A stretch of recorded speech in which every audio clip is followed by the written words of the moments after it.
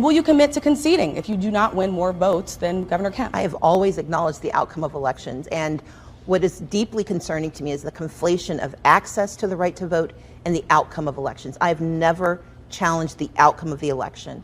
In my speech on November 16th, I clearly stated that he was the victor, but my fight will always be about access. I know that heading into the 2022 election, there are new barriers that have been put in place, that there are senior citizens and disabled voters who are facing a much more difficult time getting access to absentee ballot applications. I do not question the outcome of the election, but I do question the process.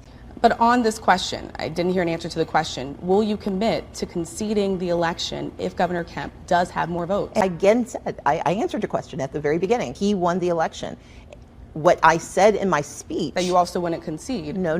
What I said in that speech is I would not concede a system that would not permit voters to be heard. It's been over 2 years, and you still refuse to concede that you lost the race for governor in Georgia in 2018. You have said that, quote, you do not concede that the process was proper, and that, quote, they stole it from the voters of Georgia. Yes or no, today, do you still maintain that the 2018 Georgia election was stolen? As I've always said, I acknowledged at the very beginning that Brian Kemp won under the rules that were in place. What I object to are rules that permitted thousands of Georgia voters to be denied their participation in this election or to have their votes cast out. And so I will continue to disagree with the system until it is fixed. We have seen marked progress made, and unfortunately it was undone in SB 202, but I will continue to advocate for a system that permits every eligible Georgian to cast their ballots. Ms. Abrams, I'm going to ask you to please answer the question I asked, which is, do you, yes or no, do you still maintain the 2018 election was stolen? That's your language. My full language was that it was stolen from the voters of Georgia. We do not know what they would have done because not every eligible Georgian was permitted to participate fully in the election.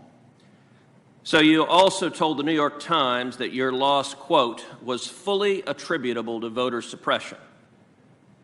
Ms. Abrams, do you know in Georgia whether the percentage of African-American Georgians who are registered to vote and who turned out to vote, is it higher or lower than the national average? It is higher than the national average because Georgia is one of the largest states with an African-American population. But that's not tied to the size of the population. The percentage of black Georgians who are registered to vote in 2018 is 64.7%. That compares to 60.2% as the national average. The percentage of Georgians who voted in 2018, the election you claim was stolen from you, was 56.3%. That's higher than the national average of 48%. Let me ask you this, Ms. Abrams. In 2018, do you know which demographic group in Georgia had the highest registration percentage and the highest turnout percentage? I have a guess, but I will defer to you for the answer. The answer is African Americans had the highest registration and the highest turnout, despite your claiming that the election was stolen and there was somehow voter suppression. I acknowledge that former Secretary of State Brian Kemp will be certified as the victor in the 2018 gubernatorial election. But to watch an elected official who claims to represent the people in this state baldly pin his hopes for election on the suppression of the people's democratic right to vote has been truly appalling. Let's be clear. This is not a speech of concession, because concession means to acknowledge an action is right, true, or proper. As a woman of conscience and faith, I cannot concede that. Was the election in Georgia statewide a free and fair election?